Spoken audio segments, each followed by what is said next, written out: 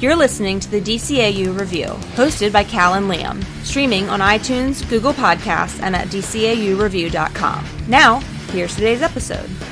Welcome, everyone, to episode 28 of the DCAU Review. I'm your co-host, Cal, and with me, as he is every single episode, my good brother, friend, and the DCAU Twitter guru, Liam. Liam, welcome to episode 28. I'm really excited today, man. We got a really cool episode to talk about today. Oh, we couldn't go the whole episode without a cold pound. Couldn't go 10 seconds. That's true. Well, we are still in the futuristic setting of Gotham City here, staying with Batman Beyond. And today, Liam, I'm very excited. We are both very excited about this episode. Yes. We knew it was coming up because we've kind of been going in order for the Batman Beyond episodes. This episode is Meltdown. And this episode has two sort of major debuts in this series. We get the first actual debut of Blight, the character. He gets a name. He's not just Derek Powers' glowy version anymore. He's Blight, and we get some interaction between him and Batman. And of course, the main thread, the main theme for the entire episode involves an old friend from the DCAU original series, Batman the Animated Series, that of course being Mr. Freeze. Yeah, it's really cool, and we've mentioned in the past episodes of them sort of walking that line between some allusions to the past, but really trying to make sure that this world stands out on its own. But with a character like Mr. Freeze, who has been established over the series to be immortal, basically, it fit. And for the plot, for the story they wanted to tell, it doesn't feel gimmicky. It doesn't feel like they just wanted to use Mr. Freeze in an episode. Right. It's an important episode for what happens to not only the Mr. Freeze character, but for how it affects Terry's outlook on life and the rehabilitation of criminals and a lot of very heavy subject matter. This is maybe the most emotionally heavy episode we've dealt with as far as Batman Beyond goes so far. Absolutely. Let's jump into plot then, Liam, and we'll talk a little bit about it. So the plot stems from Derek Powers suddenly realizing that his solution of putting on new body skin every day is not lasting as long as he'd want it to. The scientists discover that he's giving off more radiation than he had been in the past. His molecules are changing, or some scientific explanation. And introduced is this Dr. Stephanie Lake, a new character who decides that she thinks that they can just give Derek Powers a new body based on some new scientific findings or something. And Derek Powers is interested, but worried that they haven't tested it yet. Her idea is to test out this body switching on one Mr. Freeze. So we're introduced to Mr. Freeze's head. Yes. Now, we haven't reviewed the episode from the new Batman Adventures series yet, but we learn from that whatever molecular degeneration that he had has sort of robbed him of his physical body. He's just a standing head nowadays. Yes. And really sad. It sounds like, according to him, he's kind of been on ice, no pun intended, actually very, very much intended. He's been on ice for several decades, just sitting in this lab, and they're about to give him this new lease on life. They give him a new body. Everything seems to be going well. There's some real good depth in between the time where he's given this new body, and of course, eventually the body rejects him, and he starts reverting back to his Mr. Freeze state. But yes, there's a little sweet spot in between there where he's trying to sort of rehabilitate himself, and he's given a new lease on life. He starts this foundation, the Nora Freeze Foundation, and there's a really cool interaction with a guy that claims he ruined his life, and Batman's there. But to me, the cool part, it goes beyond, no pun intended for that one. Really, no pun intended. Doing it on accident. I did it on accident, right? It goes beyond the storyline here for Mr. Freeze. There's more about the interaction between Terry and Bruce. Absolutely. There's basically, from the moment we're introduced to the new Mr. Freeze, and he makes it clear that the first thing we see Terry see him do is save a cat who was about to get hit by a train, and that's sort of contrasted by Terry's kind of has running commentary on what Freeze is doing, and Bruce keeps kind of reminding him that no, this guy is, you don't know him like I know him. He explicitly says he doesn't trust him. He thinks he's up to something. Both Powers and Freeze, he assumes they're working together in some way.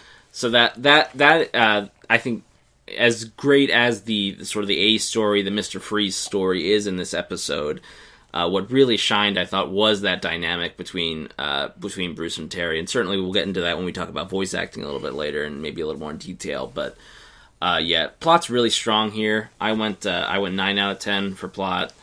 Again, there's that story we saw in Heart of Ice, which we reviewed just recently. He wasn't setting out to be a supervillain, and then this tragedy befalls him, and he becomes one. Right. He cracks under the pressure, so to speak. And here again, you see him now with a new lease on life, given this new body, given a fresh start. He's again he doesn't immediately go put on a suit and decide to go rob banks. Like, he wants to be a good person. He wants to be a person that his former wife can be proud of, that can make reparations for the terrible things he's done, as he tells the old man who tries to kill him in the graveyard.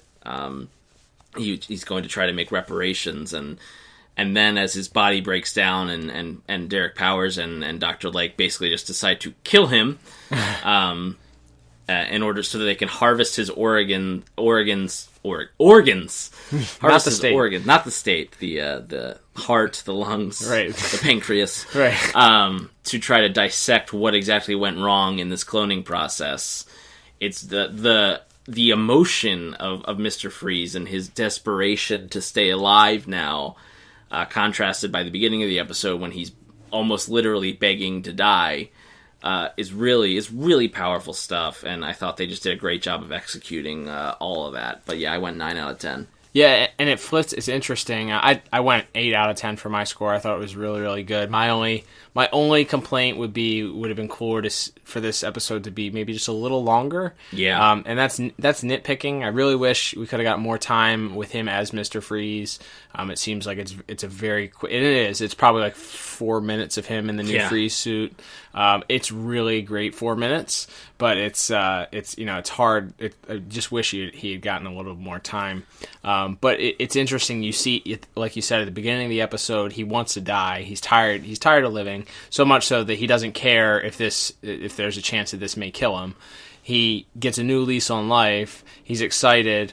But then after the doctor, who he is developing some sort of romantic relationship with, tries to kill him, and he realizes he's reverting back to the same life that he had before as far as being trapped in a cold suit all the time, he no longer wants to live. Yes. He loses the will to live and decides, okay, well, if I don't want to live, I'm going to try and take out as many people as I want. And as Bruce says, he lives for revenge. Like, yes, he decides, he's like, you know what, I want to kill myself, and I want to take out the people that did this to me. And of course, he chooses a Derek Powers. I mean, he confronts Derek Powers and Dr. Lake when he does that. He wants them to die specifically, of course. But yes, this would be his sort of final dramatic act as he tells Batman, when this goes, I go with it.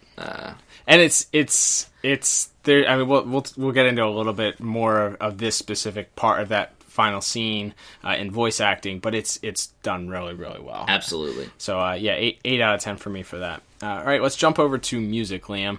I thought that music, even though it was similar in the first episode in that there wasn't a consistent soundtrack for it. It kind of went back and forth between some orchestral stuff and some heavy rock, and then that freaking guitar, the acoustic guitar at the end of I guess that's the signature of Batman Beyond, how to make a serious scene happen is with acoustic guitar. It wasn't as bad as the first scene, or jarring as the first episode, rather. But I just gave it 7 out of 10. I think that the only thing that really I was missing was the classic Mr. Freeze theme. Feel like they could have done something to incorporate that, maybe even if they rocked it up a little bit with some rock guitars or something. But that was the only thing missing for me. What about yours? Yeah, I went 8 out of 10 for my score. It's the good is so good in this episode. From the opening bit, the episode starts with Batman taking down some thugs on the dock that work for Derek Powers. And there's again, you get the sort of rocked up, more frantic fight scene music. You get that again near the end when Terry's fighting Blight. In the middle of it, there's the scene in the graveyard is mostly just piano and maybe a little bit of strings, and it's very sorrowful. Which, I mean, that's sort of the point of the scene, is contrasting the new Mr. Freeze who's trying to do good with this old man whose life he murdered his family. Basically, is what the old man says happened, and contrasting that, the music there is it adds so much to it, and the final bit, where the building is coming down and Freeze basically refuses to let Batman save him. The music again swells there. The tragedy of this character that we've now seen, and obviously we personally have reviewed every episode, but if you're a fan of DCAU, you've probably watched every appearance from Heart of Ice to Sub-Zero to now. We have the full story of Mr. Freeze in the DCAU. And it's a tragedy. It is. There's no happy endings for this character. It's very sad. It's very tragic for him. But the music adds so much to that emotion, and I'll disagree with you a little bit. I kind of liked the soft acoustic guitar at the end. Okay. I thought for the emotion they were going for, it's just Bruce and Terry sort of talking to each other about. I hope that's not the Bruce and Terry theme. Maybe that is. Maybe that's the Bruce and Terry life lessons learned theme song. But please, dear God, no. But I thought worked for me here. Fair enough. I thought it added to that emotion and to the overall storytelling they were going for. I gotcha. Okay, so why don't we skip over next to visuals? I know we're both chomping at the bit to talk about this. Yeah. There are so many cool things in this episode. Gosh, I just used another pun. There are so many great looking things in this episode. Whether you go from your classic Mr. Freeze head, it's cool to see a character design carried over from the new Batman Adventures over to this Batman Beyond series. Stays exactly the same. But there's some great looks. You get your first appearance of Blight in full glory, I guess. Yes. Full walking around and using his powers, and we talked about it in one of the prior episodes, but he's a great visual of a character. Absolutely. It stands out, and it's a simple design. It's a glowing green skeleton, but it just looks super cool. Even little things like, he's still kind of wearing Derek Powers' suit, like the shirt's burned off, but his still got like a suit jacket, like the sleeves have kind of been rolled up and burned a little bit. But it's basically, it's a skeleton, a glowing skeleton in a suit, but it works so well. Right, yeah. Super good. And of course, we have the introduction of the new Mr. Freeze suit, which I'm sure you're dying to talk about. It's so cool, man. Yeah. And that might be why I had to give plot 9 out of 10, is because we didn't get enough of this suit, and if the plot should have allowed for more Mr. Freeze. If there wasn't going to be 2-parter or like a season-long arc, it should have at least not killed him, so we could have gotten that suit back on the screen at some point. It's super great. The design choice, too, to go with a white helmet with just... You basically see what would be the foreshadow of his face, I guess. Which it's kind of reversed. Usually you would have... That would be the highlight of his face, but it's kind of shadowed in, and you just see the red eyes. It's such a great... And with the contrast of the blue and the black on the suit... And it's so good. It's one of the best designs I think they've ever done. Yeah, it's really cool. Absolutely tremendous. It's got these giant shoulder pad, shoulder things. Even little things like there's a part where he's showing like he's like trying to repair the suit, and like the I don't know, whatever rounds or whatever he needs to be able to fire the ice out of his hands. They sort of pop open. You see him like pressing buttons, and so a lot of like extra detail in that suit. And so again, some of the visuals, the way the building crumbles as the icebergs are shooting up out of it, the way Blight's powers are visualized. He basically throws a radiation ball at Terry at one point, and like you see like little sparkles of radiation around Terry's head as he's trying to regain focus. He like exerts and basically sends a big explosion of radiation back that melts Terry's bat rope. When you see the bat rope basically turn glowing green and slowly melt away. And then you follow the radiation up the rope, and then it actually explodes through the Batman suit. You see like this minor green explosion come through on the other end. That was a good touch. One of the things we're definitely going to talk about it again in visuals, but when Freeze comes back to exert his revenge also. So he kills Dr. Lake. Yes. Violently. And obviously, they're not going to show him impaling her with ice, with shards of ice. But the way that they do it is so cool. It's very effective. You see light. It cuts to the outside of the building where there's some police looking on, and you just hear a scream, and you see lights flashing. And then you come back, you just see like the edge of whatever he did to her, and you just see all this jagged ice. That's just very stationary. Such a good. I mean, it sounds morbid to say, but it's a cool visual. Another minor visual thing while we're talking about that is when he freezes powers. Which comes to the reveal of Blight for the first time in his. Is the reveal of you see the green energy start to kind of come off of him. You see his skin start to melt away, and then the ice bursts, and you just see a close up of Blight's face. Yep, that's tremendously well done. So for all of those reasons, and probably a bunch more that we're forgetting, I gave visuals and animation 10 out of 10. Yeah, and I also gave visuals and animation a 10 out of 10. There you go. Identical scores from both of us. Two of our perfect score sounds back to back. Perfect. All right, Liam, that brings us to our final category of the day, I believe, which will be voice acting.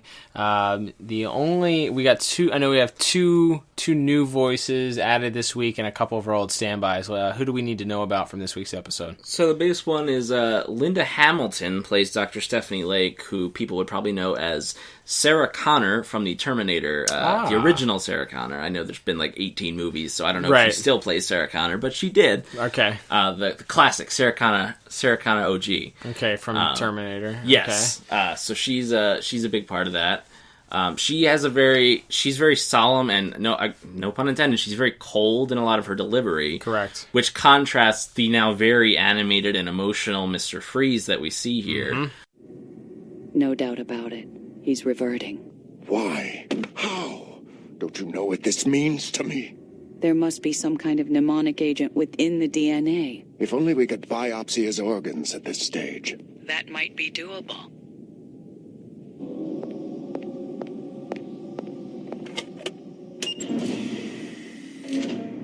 Stephanie? Stephanie? What are you doing? No! Please! Open the door! Please. Please. Oh. Who is showing more emotion than we've seen him show probably ever in any incarnation. From his happiness to his desperation to survive to his anger at the end, whereas she's more very matter of fact about anything. But I thought she did a tremendous job. Yeah, she doesn't even blink when she there's no emotion when she decides to go kill Mr. Freeze. So you're right on with that. And of course we have Michael Ansara, our returning guest star as Mr. Freeze here. He's great. yeah, it's a little bit jarring at times when you're used to hearing the voice with a bit of a voice modulation added to it. So when it's just his voice and there's no sort of effect on it, it does have a different feel to it. It's sort of jarring and takes a second or two to get used to it. But I think the emotion that he expresses, especially in that scene where they decide they're going to kill him in order to harvest his organs, like you said, he intentionally they didn't give him a lot of emotion because he's supposed to be a cold, heartless, villain. Albeit a tragic one, but this episode he actually gets to express some of that emotion, which I think he does a good job in doing so. Absolutely, and of course we have the standbys here. We have I thought this was of the episodes we reviewed so far. I thought this was Will Friedle's best episode, which is funny. We were talking about because he's not in it as much. He's.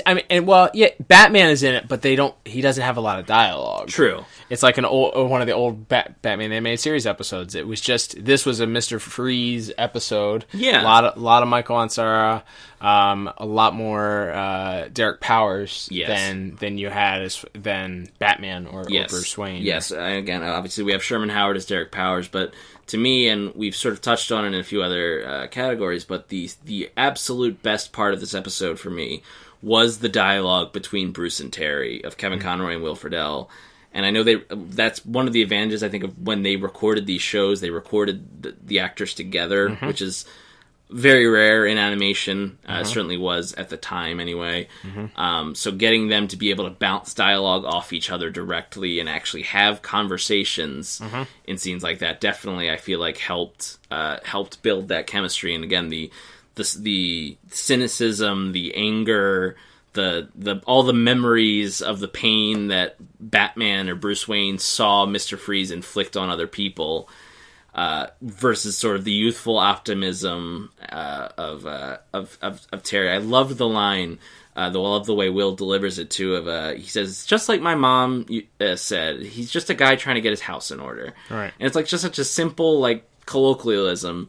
When was this on? This morning. My fervent hope is that the technology used to help Victor will serve to help millions more. I want you to follow Freeze. Don't let him out of your sight. Why? I don't trust him. Powers or Freeze? Neither. Come on, can't you cut him a little slack? Like my mom said, he's just a guy trying to put his house in order. It's a cold draft that blows through that house. But the way it's delivered and the response of Kevin Conroy about there's a cold draft that blows through that house or something. Yeah. It's so perfectly Bruce and Terry. Like it's such a great moment for them. And then the final scene of the episode of them kind of realizing that they were both kind of right. In the end, Freeze did go back to being a supervillain. He did go back to trying to kill people.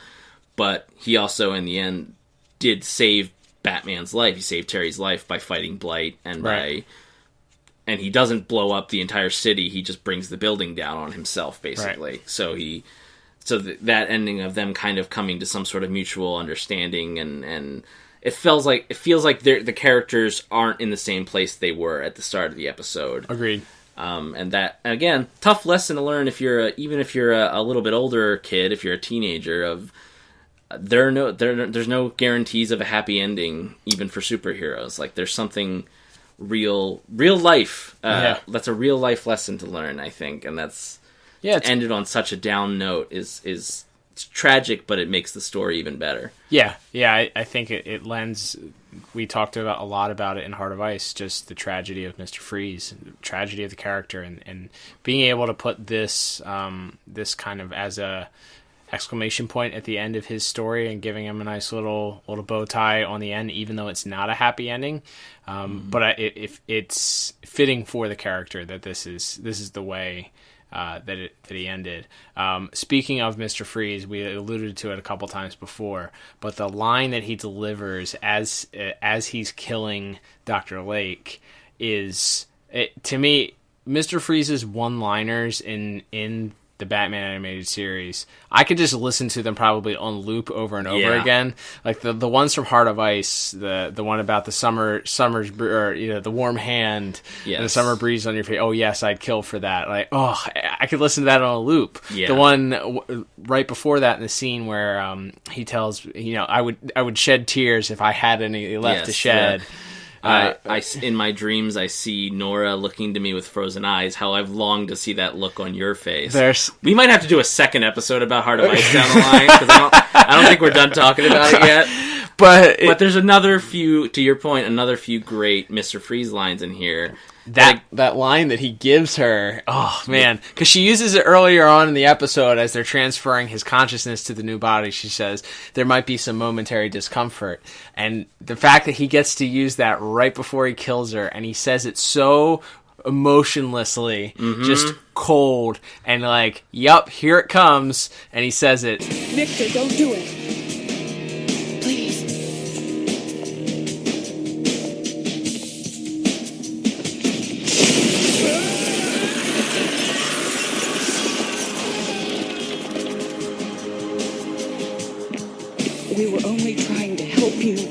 Remember, there might be some momentary discomfort.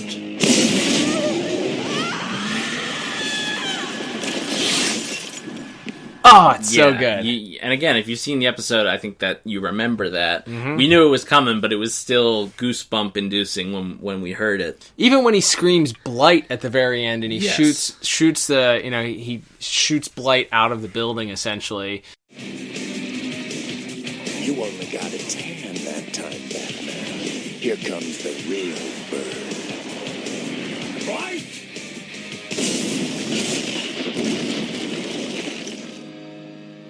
That's delivered really He even well. delivers something of a pun when he shows up in the suit, and he goes, "This was something I kept in cold storage," but it's great. Yeah. It's not an Arnold pun. It's not an eye-rolling moment.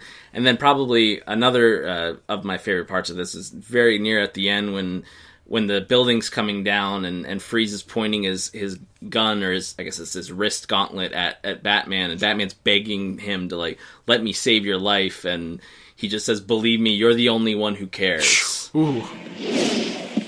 Stay where you are.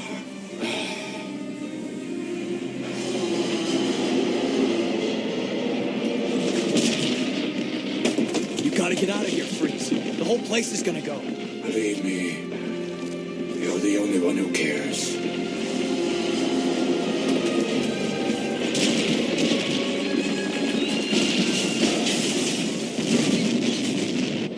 Terry, get out of there now!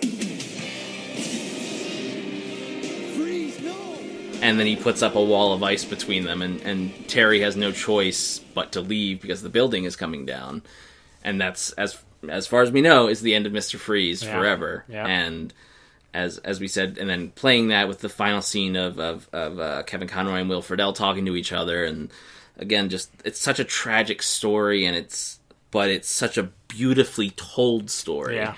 And even though it's not as much as I really enjoy superhero shows and movies and TV and cartoons and comics that have happy endings and that are more optimistic, it is, I think, good to have a story like this every once in a while that does remind you that these are people, and in a real life scenario, these don't all get wrapped up with a nice little neat bow, right, and everything goes back to normal at the end. It's done really, really well. And Alan Burnett had his hand in this episode, we know. Yes. As a director, so it was cool to see him contribute to that as well. So based on all those reasons, Liam, I guess, is why we both gave voice acting a 10 out of 10. All right, Liam. I think that about wraps us up. We have our final scores then. Actually, let's listen out. That sound, of course, means I have a just decided on bonus point for this episode. We didn't even talk about this. That's bonus true. point it is. I decided it about halfway through the episode. All right, very good. But my +1 for is the double meaning of the title. So we have Meltdown, which of course ice is melting down because it's Mr. Freeze. Right. It's also our first Blight episode, Radiation. So it's a radiation meltdown as well as ice melting. Okay. Double meaning, which I just got for the first time today. Yeah. So I had to get, that's very clever. What if I told you it was actually a triple meaning? What? Because if you look at the story arc too throughout the episode, he's having a mental meltdown. Freeze has he has a mental meltdown. He goes from this period where you think he's rehabilitated, and then something happens, and it's amazing, mind blown. So I had to give it a +1 for that. +1 for the title. I like it. That's very cool. So that will bring. What's your final score, Liam? So my final score. I guess what we're establishing here is how much I love Mr. Freeze in DCAU, because I think this might be my second highest episode ever. I am 38 out of 40. Wow, 38 out of 40. Very cool. Pun intended. What about you, though? Mine is totals up to 35 out of 40. So I think it's really, really good. We both love this episode, and as far as rewatching it, this is a yes. Watch this episode. I will watch it 10 out of 10 times. Yeah, and again, it's cool because once Justice League came around, the sort of the nods to the other shows became a little more prevalent. You know, characters would pop back up, especially like the Cadmus arc or stuff that are winks and nods to stuff that's going to happen in Batman Beyond. But back here, we're still in Batman Beyond. As we've mentioned, there's some early nods, but getting like a full story that was a continuation, really, of something that started back in the 13th episode of the DCAU that was ever produced. Like is this long show spanning storyline that comes to this tragic end. It's so well done. The very Shakespearean operatic saga of Mr. Freeze over the various DCAU shows and movies, as it's tremendous. It's some of the best stuff that you're going to find in these cartoons. Yeah, it's really, really good. Definitely go watch this episode if you haven't seen it in a little while. All right, Liam, that brings us to the end of our episode this week. As always, we like to thank our listeners for tuning in. Be sure, if you haven't done so already, to subscribe to us via iTunes. If you do subscribe to us on iTunes, if you can, take a minute, give us a review. I know it can be a pain in the butt sometimes, but it helps us out a great deal, and if you really like what we're doing, that's a way that you can help us out. You can also listen to us, as always, on the Google Podcast app, or you can listen to us directly at DCAUreview.com. That's where the episodes are posted weekly, 10 a.m. every single week, 9 Central. And you can check out there. You can kind of hunt around. We have the entire archive on there. You can also go back and kind of search by villain. You can find our other Mr. Freeze episodes just by clicking on the website and looking around via the tags on each post. But yeah, Liam. So if people want to talk to us about this week's episode, how and where is the best way they can do that? The best way is definitely our Twitter. You can find us at DCAU Review at twitter.com, which is a free website. Always, we mention it every week because it's the gosh darn truth. We love talking to people about this stuff, seeing fan art, seeing different theories. The community that's there is really cool. We enjoy talking with people. Different animation, arguing about the different animation styles. Do you prefer the original series versus the new Batman Adventures or Batman Beyond or Justice League? That kind of stuff. It's all really fascinating. It's fun to talk about. We just spent 28 minutes talking about a children's cartoon from 1999. We really love talking about this stuff. Please come talk about it with us on Twitter. Please come talk to us on Twitter. Now, Liam, we have to ask this question. Do we have a Facebook page? I mean, officially, yeah. The official word is yes. We have a... you can find us at facebook.com/DCAU Review. But we don't really use it that much. And Liam, why is that again? Well, it's because Mark Zuckerberg, the CEO of Facebook, like Derek Powers, like Ferris Boyle, and like Mr. Freeze, is an unfeeling, cold-hearted monster who thinks you should have to pay to interact with the people that like your page. So even if, say, you have 100 people that like your page, they're not going to see it in their Facebook timelines when you post unless you pay. And we refuse to pay. Yeah. So you can just follow us on Twitter. Yeah, follow us on Twitter. If you're really into the Facebook, you can find us there. You can message us on there. We'll be happy to talk to you there. But you got to find us. Right. We won't call you. You got to call us. Exactly. That's how it's got to go. All right. Well, thank you everybody for listening to this week. I'm Cal. And I'm Liam. And that will do us for this week's episode of the DCAU Review. We'll talk to you next time. Goodbye.